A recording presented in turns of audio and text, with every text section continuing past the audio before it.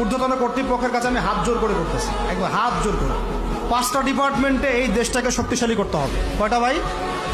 1 নম্বর শিক্ষা, 1 নম্বর প্রত্যেক মুসলমানকে কোরআন এবং সুন্নাহর শিক্ষায় শিক্ষিত করতে হবে। আমি অন্য ধর্ম নিয়ে কথা বলছেন, তাদের মতো দিন পালন করুন। লাকুম দীনুকুম ওয়ালিয়া দিন, লাকুম দীনুকুম ওয়ালিয়া দিন। তারা তাদের ধর্ম পালন করে করুক, আমাদের কোনো মাথা ব্যথা নাই। প্রত্যেক মুসলমানের বাচ্চাকে কোরআন সুন্নাহর শিক্ষায় শিক্ষিত করতে হবে এবং একই সাথে এই যুগকে চ্যালেঞ্জ করার জন্য যত সাবজেক্ট দরকার সব সাবজেক্ট আমাদেরকে শিখতে হবে ইনশাআল্লাহ। একমুখী শিক্ষা না, দ্বিমুখী শিক্ষার মেরুকরণ না, একদম দ্বিমুখী শিক্ষাকে একমুখী করে একটা কম্বাইন্ড এডুকেশন সিস্টেম চালু করতে হবে। যদি আপনারা না পারেন আমাকে দায়িত্ব দেন, আমাদেরকে বলেন যে ভাই বা ছোট ভাই, তোমাকে আমি 1 বছর সময় দিলাম, শিক্ষার বিষয়গুলো গোছায় দাও। বিনা পারিশ্রমিকে ইনশাল্লাহ করে দেব, কোনো সমস্যা।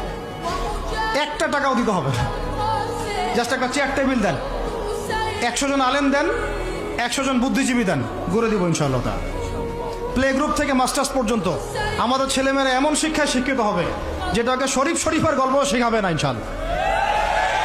বরং আমার ছেলে পাইলটও হবে, বিমানও চালাবে, আমার ছেলে ইনশাআল্লাহ হাফেজে করানো হবে ইনশাআল্লাহ। আমার মেয়ে ডক্টরও হবে ইনশাআল্লাহ, আমার মেয়ে আয়েশা রাদিয়াল্লাহু আনহার মতো মুহাদ্দিসও হবে ইনশাআল্লাহ। আমাদের এক ভাই সে রাজনীতিবিদও হবে ইনশাআল্লাহ, জুমার খুতবাও দিতে পারবে ইনশাআল্লাহ।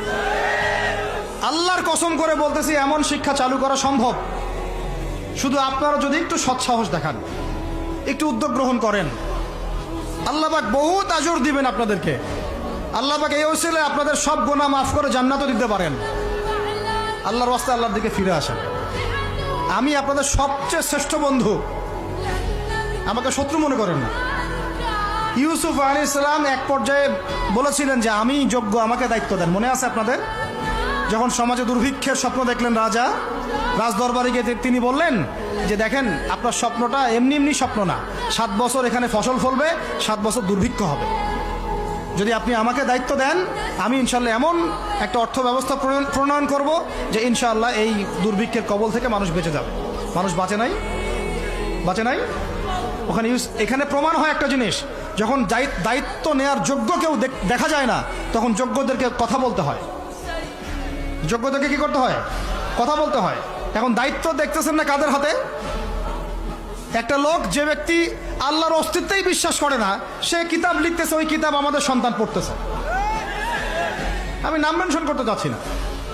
কিছু মানুষ যারা আল্লাহর অস্তিত্বেই বিশ্বাস করে না, তারা মনে করে মহাবিশ্ব সৃষ্টি হয়েছে বিগ ব্যাং থেকে, আল্লাহ সৃষ্টি করে নাই। ও ডিপার্টমেন্ট অফ হেড হয়ে বসে আছে ওখানে।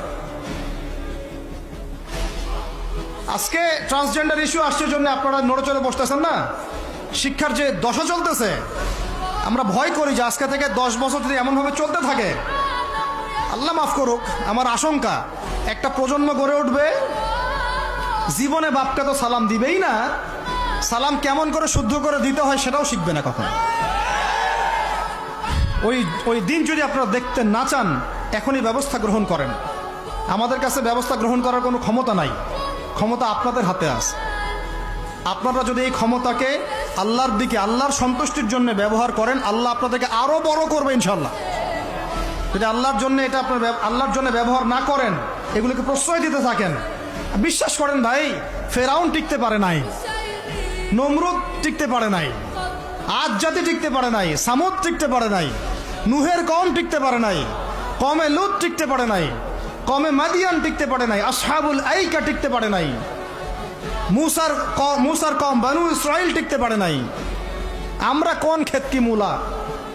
আমরা কোত্থেকে আসলাম? আমরা এগুলো চালায় যাবো, আল্লাহ পাক আমাদেরকে একদম জান্নাতুল ফেরদৌস দিবেন এমনটা মনে করছেন?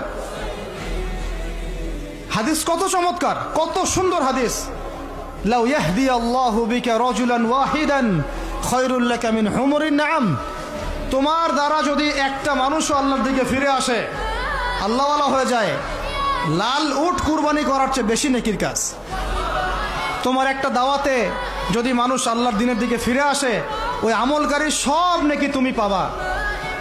যদি একজন সৎ নেতা দাঁড়ায় যায়, বলে যে আমরা প্রাইমারি লেভেলেই ক্লাস 1 থেকে 5 পর্যন্ত যে সময়টুকু এই সময়টুকুর মধ্যে আমাদের বাচ্চাদেরকে কোরআন তেলাওয়াত করা বাধ্যতামূলক করে দিলাম, সিলেবাসভুক্ত করে দিলাম, ওই নেতার উপর আল্লাহ রহম করবে ইনশাআল্লাহ। সেই নেতা কোথায়, কে আছে সে সাহসী নেতা? আমি আপনাদেরকে বলি যারা রাজনীতি করেন, কারণ আমার সাথে আপনাদের কোনো শত্রুতা নাই, আর আমি আপনার শত্রুও না, বরং বন্ধু। আপনারা যারা রাজনীতি করেন, এমন একটা নেতা খালি বের করে দেন, এমন একটা নেতা হয়ে যান খালি ওমরের মতো। আল্লাহ পাক তৌফিক দান করেন আপনাদেরকে, যে আপনারা যদি কোরআন শিক্ষাটাকে বাধ্যতামূলক করে দেন, নবীর হাদিস শিক্ষাগুলোকে বাধ্যতামূলক করে দেন, সিরাত নবীর জীবনী চর্চাগুলোকে বাধ্যতামূলক করেন উচ্চ মাধ্যমিক লেভেলে, দেখবেন এই ছেলেপেলেগুলো আর ওই ইয়াবাখোর হবে না ইনশাআল্লাহ। এরা ওই টিকটক, ফেসবুক আর ইয়াবি, পাবজি, ফ্রি ফায়ার নিয়ে পড়ে থাকবে না।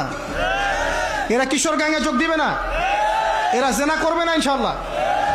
এগুলো আপনি ঠেকাতে পারবেন না তো, জেনা ঠেকাতে পারবেন না এখন আপনি। এরা ফ্রি মিক্সিংয়ে চলে গেছে, সবার ফোনে ফোনে পর্ন দেখতেছে। ওরা বাচ্চাদেরকে ধরে ধরে রেপ করতেছে। এখন ছেলে মেয়ের আদমশুমারি যদি করতে পারেন, একটা কুমারিত্ব শুমারি করে দেখেন, 18 বছরের কম কত মেয়ের সতীত্ব নাই, 21 বছরের কম কত ছেলে সতীত্ব নাই, আপনি টেস্ট করে দেখতে পারবেন। এই হলো সমাজের অবস্থা। এখন চলতেছে সমকামিতা, সমকামিতা। আল্লাহর লুতের গজব নেমে আসবে, লুত আলাইহিস সালামের কওমের গজব নেমে আসতে পারে। আল্লাহ হেফাজত করেন আমাদেরকে। সমকামিতা বৈধ করে গিলিয়ে খাওয়ার জন্য ট্রান্সজেন্ডার চালু করতেছে এরা। ছেলে বাইর থেকে ছেলে, মনে মনে মেয়ে, মনটা চায় ছেলের সাথে যৌন সম্পর্ক করতে, নাউজুবিল্লাহ, অথচ বাইর থেকে একটা ছেলে। সমস্যাটা মানসিক না? 3 দিন টানা সকাল বিকাল কারেন্ট শর্ট দেন মাঠের মধ্যে, সব সমস্যা ঠিক হয়ে যাবে ইনশাআল্লাহ। 3 দিন, বাস 3 দিন থেরাপি দেন, ঠিক হয়ে যাবে। এগুলো প্রমোট করতেছে মিডিয়াতে বিভিন্ন নাটক দেখাচ্ছে, এগুলো দিয়ে ফেসবুকে এরকম ক্লিপ দেখানো হচ্ছে, মানুষ লিখতেছে, অধিকার চাচ্ছে। কোন যুগে আসলাম রে ভাই? আমরা কোন যুগে আসলাম? আল্লাহ রাব্বুল আলামিন আমাদের সবাইকে হেদায়েত দান করেন, অন্যায়ের প্রতিবাদ করার তৌফিক দান করেন। আমি আমাদের ঊর্ধ্বতন কর্তৃপক্ষকে বিনয়ের সাথে অনুরোধ করব, এইগুলোর পিছনে যারা এজেন্ডা বাস্তবায়ন করতেছে সবগুলোকে ধরে ভিতরে ঢুকাই দেন একেবারে।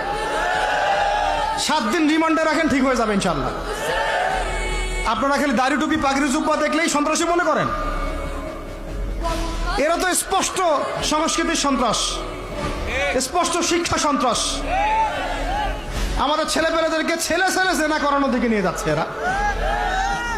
কালকে যদি আপনার ছেলে একটা ছেলেকে বিয়ে করে, আপনি খুশি হবেন?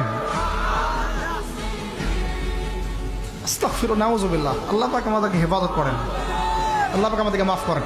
আপনার মেয়ে যদি কালকে একটা মেয়েকে বিয়ে করে নিয়ে আসে, আপনি সমাজে মুখ দেখাবেন কিভাবে? তো এগুলো এখন যদি না থামাই, তাহলে কখন থামাবেন? ওই যে বললাম, সুদ যখন চালু হয়েছিল আমরা সবাই কিন্তু প্রতিবাদ করি নাই। এখন সবাই সুদখোর হয়ে যাচ্ছে দিন দিন। আমরা যে অনেকে তাহাজ্জুদ পড়ি, করে কান্নাকাটি করি, আল্লাহ দোয়া কবুল করো, এইটা করো সেইটা করো, দেখেন দোয়ার বেশিরভাগই কবুল হয়। কেন হবে? অর্থনৈতিক জীবনে তো সুদ খাচ্ছি, আমি ঘুষ খাচ্ছি, দুর্নীতি করতেছি, হারাম খাচ্ছি, পণ্যে ভেজাল দিচ্ছি। আল্লাহ পাক আমাদের সবার রিজিককে হালাল করার তৌফিক দান করেন। অতএব আমি 5টা কথা বলছি, 5টা ডিপার্টমেন্টে এই জাতিটাকে শক্তিশালী করতে হবে। আল্লাহ পাক তৌফিক দান করেন। 1 নাম্বার শিক্ষা। 1 নাম্বার কি ভাই? এমন কোন শিক্ষা? শুধু একমুখী না, দ্বিমুখী শিক্ষার সমন্বয়। কোনটা? কোরআন সুন্নাহও থাকবে, আবার জেনারেল শিক্ষাও থাকবে। আল্লাহ পাক তৌফিক এনায়েত করেন, আমিন। 2 নাম্বার অর্থনীতি। 2 নাম্বার কি?